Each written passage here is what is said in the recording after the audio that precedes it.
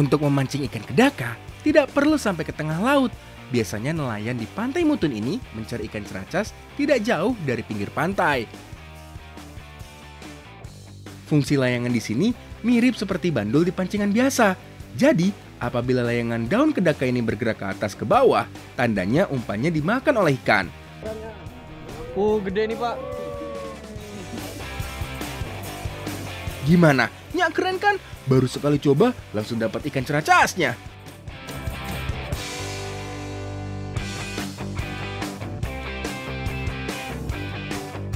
Pandap itu dibungkus dengan daun talas, dan daun talas memiliki banyak manfaat, yaitu untuk menjaga kesehatan kulit dan mata karena mengandung asam amino dan vitamin A.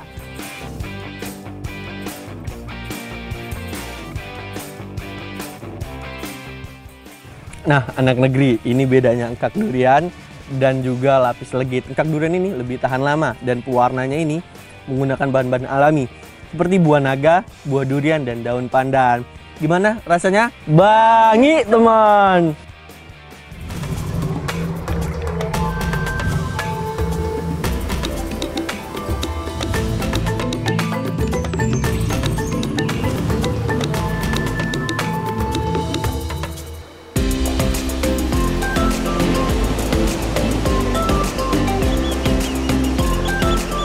Provinsi Lampung memiliki banyak pulau yang biasanya dijadikan tempat wisata.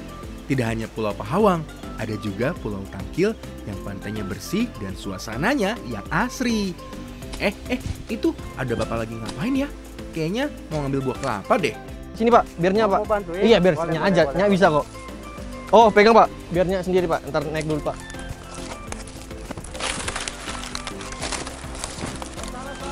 Hah? Gimana, Pak? Wah, ternyata bukan ambil daun kelapa. Aduh, bilang dong Pak dari tadi. Kan Nyak nggak harus capek-capek manjat. Salah itu. Oh. Kok salah, Pak? Kan daunnya di atas, Pak. Iya, tapi kita bukan ngambil daun kelapa. Oh, tapi- bukan. Ya, ngambil daun kedaka. Oh, ini daunnya. Iya. Oh. Daun apa namanya, Pak? Daun kedaka. Tanaman kedaka merupakan jenis tumbuhan paku yang hidup di daerah-daerah tropis seperti di Indonesia. Tanaman ini biasanya tumbuh di tanaman induk, seperti di pohon kelapa ini. Daunnya memiliki dua bentuk, ada yang panjang dan ada pula yang lebar. Biasanya tanaman ini bisa dijadikan tanaman hias, namun nelayan Pantai Mutun membuat daunnya menjadi layang-layang. Wah, unik banget nih. Ini, Pak, daun kedaka. Iya, benar. Terus buat apa nih, Pak? Ini buat mancing. Oh, buat umpan gitu, Pak. Bukan. Lah, terus buat apa, Pak? Ini buat layangannya. Emang bisa? Bisa dong. Iya, tah. Kayak gini bisa buat mancing gitu. Buat layangan, Pak. Iya. Anda mau ikut nggak? Ayo. Ayo, Pak. Saya mau ikut, Pak. Kayaknya unik nih, Pak. Oke, boleh. Oke, boleh. Kita terima coba. kasih, Pak. Persiapan sudah siap nih. Jangkar sudah ditarik, saatnya kita naik perahu untuk mencari tempat memancing pakai layangan. Ayo Pak, kita berangkat.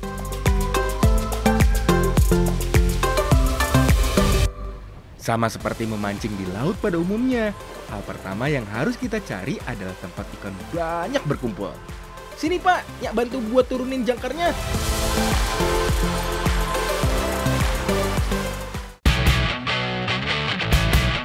Untuk memancing ikan kedaka, tidak perlu sampai ke tengah laut. Biasanya, nelayan di Pantai Mutun ini mencari ikan ceracas tidak jauh dari pinggir pantai. Sekarang, Nyak dibantu Pak Sarman mau membuat layang-layang dari daun kedaka. Daun kedaka yang dipakai adalah daun kedaka yang sudah kering, karena daunnya bisa terbang tertiup angin. Membuatnya mirip seperti membuat layangan. Bedanya, daun kedaka ini tidak perlu dibuat rangka. Cukup membuat lubang di tengahnya. Lalu kita ikat dengan menggunakan benang nilon. Setelah terikat, baru kita sambungkan dengan benang pancing yang sudah dipasang di bambu pancing seperti ini. Yang unik nih, kalau pancingan pada umumnya menggunakan kail untuk menjerat ikan. Nah, kalau ini sama sekali tidak menggunakan kail, melainkan hanya menggunakan benang nilon dan benang pancing saja. Ini dia yang unik. Kali ini kita mancing nggak pakai kail, teman-teman. Kita pakai cara jerat, yang dimana nanti ikan ceracas ini bakal masuk ke sini dan kita bakal narik.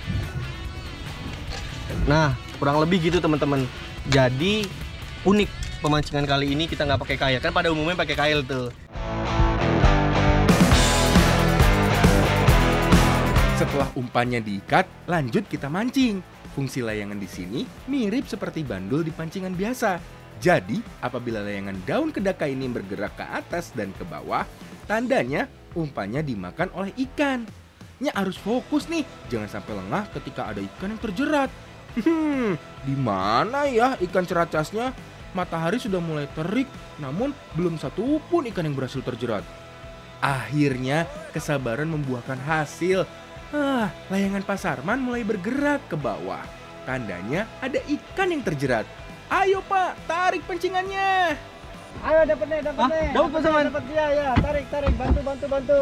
Sininya bantu Pak. Ya, bantu terus. Nih Rinda kita dapat Rinda. Oke. Soknya ke depan ya Pak. Iya, ambil. Oke, Oh. guys. Dapat Pak. Giginya tajam. Dapat teman-teman. Lancip Pak ya depannya. Iya, moncongnya panjang. Nyak nggak mau kalah, pastinya dapat ikannya juga. Oke, pancingan dan layangannya sudah terbang. Oh iya, sebenarnya layangan yang Nyak pakai tidak hanya terbuat dari daun kedaka, ada juga yang terbuat dari kertas maupun plastik. Tapi nelayan-nelayan daerah Pantai Mutun terbiasa menggunakan layangan daun kedaka, soalnya lebih mudah mendapatkan ikan. Wah, layangannya bergerak tuh, asyik. Ada ikan yang menyambar umpan nih. Berat juga nih, pasti besar ya ikannya. Oh, gede nih Pak. Rinda, dapat Rinda. Gede. Ya udah dapat ikan caracasnya. Nah, gini teman-teman, dia menggunakan jeratan, jadi dia nggak bisa lolos. Gimana? Nyak keren kan? Baru sekali coba langsung dapat ikan ceracasnya. Untuk melepas jeratannya harus hati-hati ya. Harus memakai gunting atau pisau. Jangan sekali-kali menggunakan tangan kosong, karena bisa terkena gigi ikan ceracas yang lumayan tajam. Ikan ceracas ternyata bisa diolah menjadi beraneka makanan khas Lampung loh. Nggak percaya?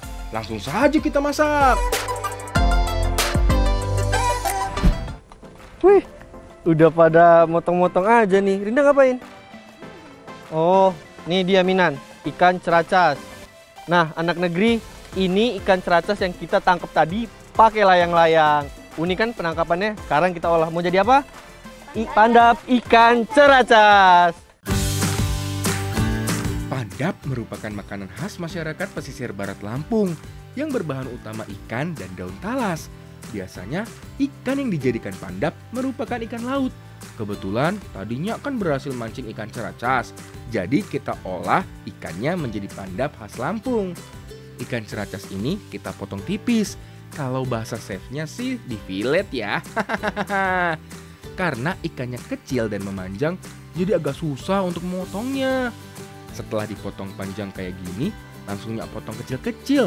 Karena ikan ceracas badannya memanjang, jadi daging ikannya tidak terlalu banyak. Selain ikan, untuk isian pandap ada parutan kelapa yang dicampur dengan bumbu yang dihaluskan. Bumbu yang dihaluskan ada bawang merah, bawang putih, cabai merah, dan kunyit. Setelah bumbunya benar-benar halus, baru tambahkan parutan kelapa. Aduk hingga semuanya tercampur. Agar pandapnya menjadi lebih gurih, kita tambahkan juga parutan kelapa yang sudah disangrai. Kalau sudah seperti ini, tandanya isian pandap sudah jadi. Sekarang tinggal membungkusnya nih. Untuk bagian dalam, Nyak pakai daun talas, sedangkan bagian luarnya dibungkus dengan daun pisang. Pandap sebenarnya sama dengan pepes ikan. Bedanya pandap lebih lebar dan bentuknya persegi 4. Dan ikan yang dipakai bukan ikan utuh, melainkan ikan yang sudah dipotong kecil-kecil. Kalau sudah berbentuk seperti ini, langsung kita rebus kurang lebih selama 6-8 jam sampai daun talasnya menjadi empuk dan siap untuk disantap. Oh iya, buat ngilangin rasa gatal dari daun talasnya, rebusan airnya dicampur dengan sereh ya.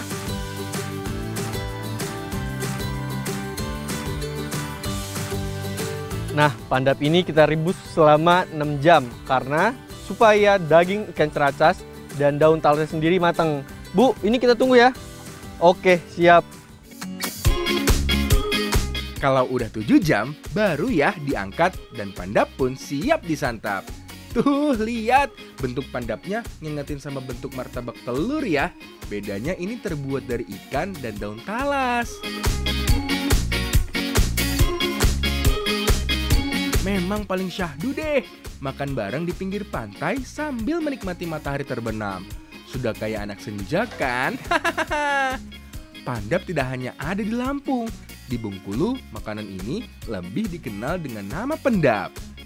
Kalau di daerah Krui Lampung Barat, makanan ini bernama batutuk. Bahan utamanya sama, tetap ikan, parutan kelapa yang dibungkus dengan daun talas. Pandap itu dibungkus dengan daun talas, dan daun talas memiliki banyak manfaat, yaitu untuk menjaga kesehatan kulit dan mata, karena mengandung asam amino dan vitamin A. Yuk, makan lagi! Selain bergizi, ternyata pendap ini memiliki cita rasa pedas dan gurih, serta memiliki aroma khas daun talas yang menjadi pembungkusnya. Karena keunikan rasa dan aroma dari daun talasnya, membuat pendap ini seringkali menjadi makanan favorit para wisatawan dari dalam Sumatera maupun luar Sumatera. Nah, Farida dan Minan, kali ini kita mau masak apa nih? Empe-empe hitam ikan ceracas. Oke, sekarang Nyak bantu buat ngotongin deh. Yuk. Pempek tidak hanya ada di Palembang saja, di Lampung juga ada kok. Pada umumnya, pempek berwarna putih, tapi di Lampung, pempeknya berwarna hitam. Bagi yang penasaran, sini mendekat. Nyak kasih tahu cara membuatnya. Yang namanya pempek, bahan utamanya menggunakan ikan ya. Kalau di Lampung, pempeknya rata-rata terbuat dari ikan laut. Sama yang kita bikin ini terbuat dari ikan cucut alias ikan ceracas. Ikan ceracas yang sudah diiris memanjang seperti ini, langsung kita pisahkan daging ikan dengan kulitnya. Kalau sudah, tambahkan air secukupnya lalu diaduk. Yang menjadi ciri khas pempek Lampung adalah penggunaan bawang putih yang sudah dihaluskan. Biar makin terasa, kita bumbuin dulu ya daging ikannya. Yang paling penting itu gula putih. Soalnya gula putih dapat memperkuat rasa ikannya. Ini nih yang membuat beda, yaitu pewarna hitam alaminya.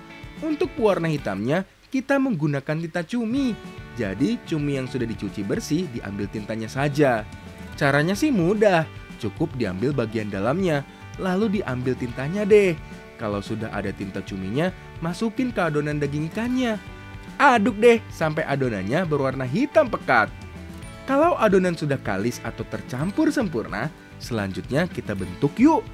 Umumnya, kita hanya mengenal dua jenis pempek, yaitu pempek lenjer yang berbentuk lonjong dan panjang, terus pempek kapal selam yang mempunyai isi telur ayam. Susah Minan ya. Nah, pada umumnya empek-empek Palembang itu menggunakan ikan sungai, teman-teman. Dan di Lampung ini menggunakan ikan laut, yang dimana Lampung memiliki banyak pantai.